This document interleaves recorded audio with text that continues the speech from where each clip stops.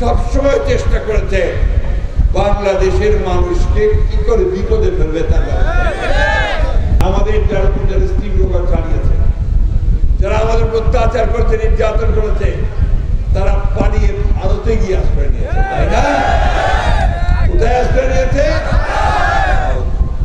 ভারত সবসময় চেষ্টা করেছে বাংলাদেশের মানুষকে কি করে বিপদে ফেলবে তারা। পানির হিস্সা আমাদের দেয় নাই, তিস্তার হিস্সা পাই নাই, ফরাক্কার ন্যায্য হিস্সা পাই নাই, কোন নদীর ন্যায্য হিস্সা আমরা এখন পর্যন্ত পাই না। আমাদের সীমান্তে গুলি করে হত্যা করা হয় নিরীহ মানুষদেরকে, পৃথিবীর কোন দেশে তা হয় না।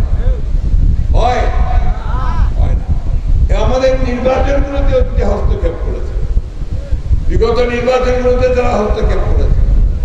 তাই আমাদেরকে পরিষ্কার কথা, বন্ধুত্ব আমরা চাই, কি সেই বন্ধুত্ব হতে হবে সমান মর্যাদা নিয়ে এবং আমাদের আভ্যন্তরীণ বিষয়কে হস্তক্ষেপ না করে।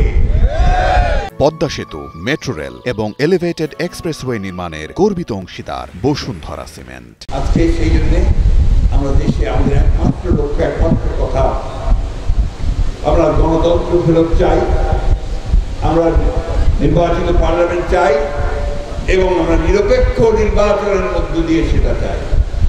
খুব পরিষ্কার করে বলে দিতে চাই এই সরকারকে, এই অন্তর্বর্তী সরকারকে, যে আপনি শতভাগ নিরপেক্ষ থাকবেন।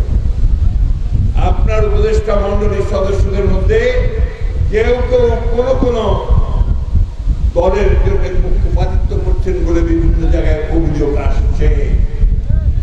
আমরা এটা শুনতে চাই না, বাংলাদেশের মানুষ এটা শুনতে চায়। বাংলাদেশের মানুষ সম্পূর্ণ নিরপেক্ষতা চায় এবং নিরপেক্ষ নির্বাচন চায়।